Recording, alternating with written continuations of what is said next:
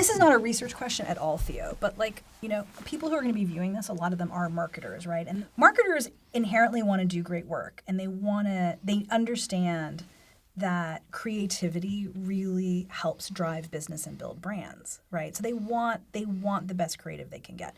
What advice would you give to marketing clients, maybe up and coming ones, about how to get the best work, the most breakthrough, award-winning work from their creative teams? That was a big question. Excellent question. Excellent question. Did I ask you a boil the ocean question? No. I think it's really quite simple, really, in the end, is first and foremost is trust. You have to trust the team that you have employed to do whatever the endeavor is, whatever the task is. And really, really trust them. I think far often people want magic out of their creative team. And when they don't get it, which is subjective, they feel disappointed or unhappy with the result. Or conversely, when they do get it, it's scary and it's hard to buy. But I think based off of everything we talked about today, how do you get the great creative? How do you get the best work out of your team or out of your agency or out of whoever you're working with?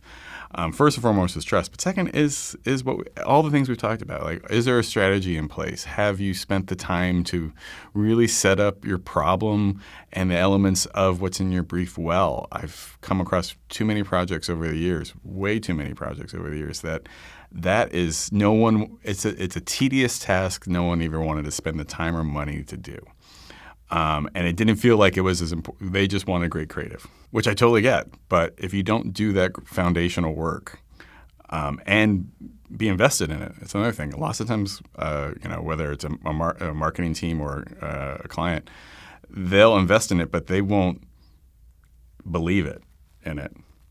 So that's really important. So one thing is trusting your creative team and trusting in the partnership that you're building with your creative team.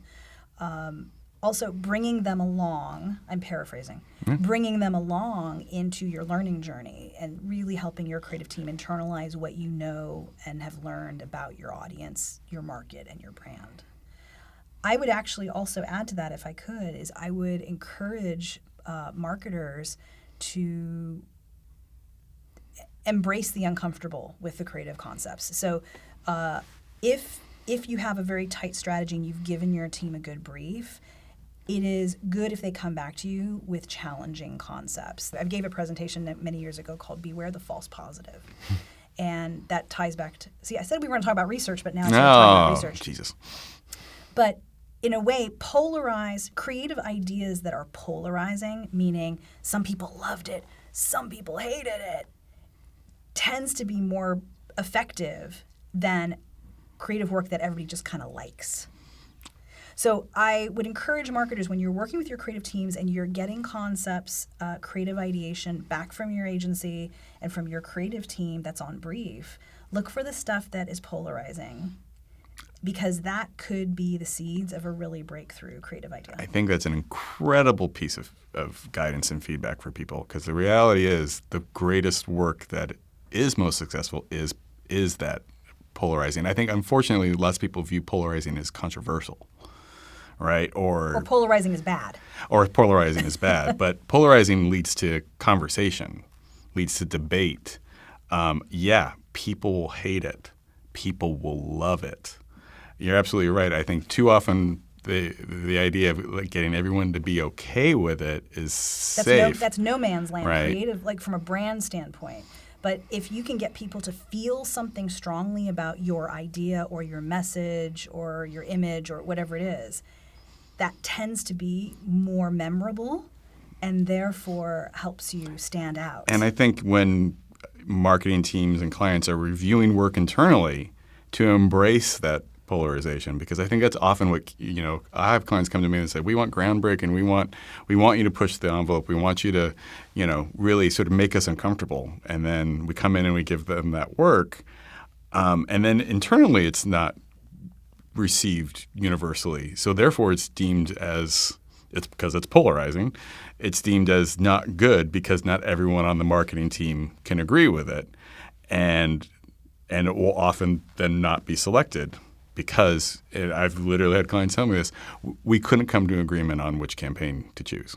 And if they can't, I mean, whether that goes to, a safer concept more often than not, or even reworking the concept. But again, it's like if you ask for, groundbreaking work, you have to embrace that polarization internally as well. But that comes to the last point, which I would recommend to clients, which is encourage your creative team to help you make the case internally. So I wouldn't be afraid to engage your creative team to help sell in the creative idea that you think is going to build the brand or achieve your business objectives that you have. Does throwing a tantrum help with that? Because I'm really good at throwing tantrums. I know you are. I wouldn't advise that. No? Okay. Maybe that's why I'm not as successful as I should be. Theo, it's been so good talking with you. I'm really grateful for your time. And I really enjoyed. We know each other well. We've had this conversation many times, but I'm glad that we had the chance to share it here in the space. This was great. I really enjoyed it, and I do think we should start our own podcast. Thank you so much for joining us today. If you found what we talked about here valuable, please feel free to share it with friends or colleagues. Until next time.